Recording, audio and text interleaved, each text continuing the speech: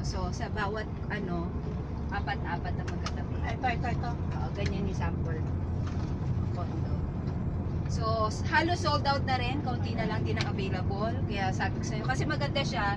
Halimbawa, kagaya ng anak mo na nag-abroad, tapos may mga kakliyente siya na dito niya patutuloy, ano niya as rental. Ito ginagawa to. Opo. Kasi dito halos sold out na. Kaunti na lang din available. Ano yan? Pakita namin. Pare-pareho? Oo.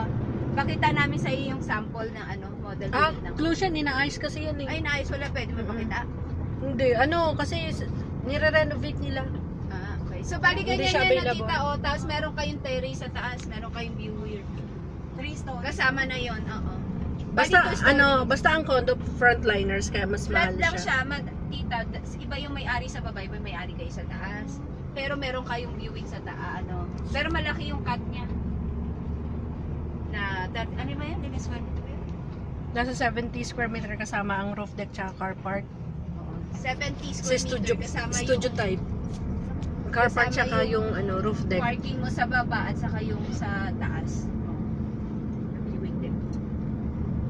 Magkano na ngayon? 3.1? 3.3. Ha? 3.3. 3.3. Salamat tayo. Yeah. 3.3M sa beach na.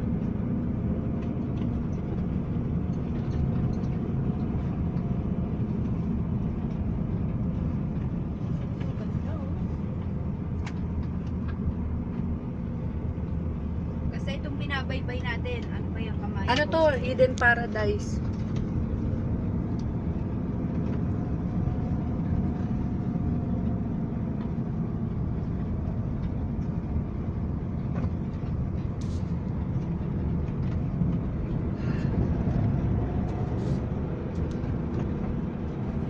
Touchdown. Wow. It's nice to be back. Kamaya.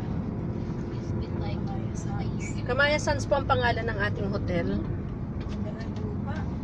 Yes, that's right, mother. Ito yung parking area Very, natin. very nice. Wala masyadong tao ngayon.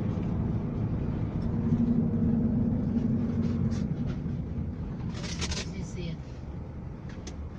Ito na po yung beach area natin.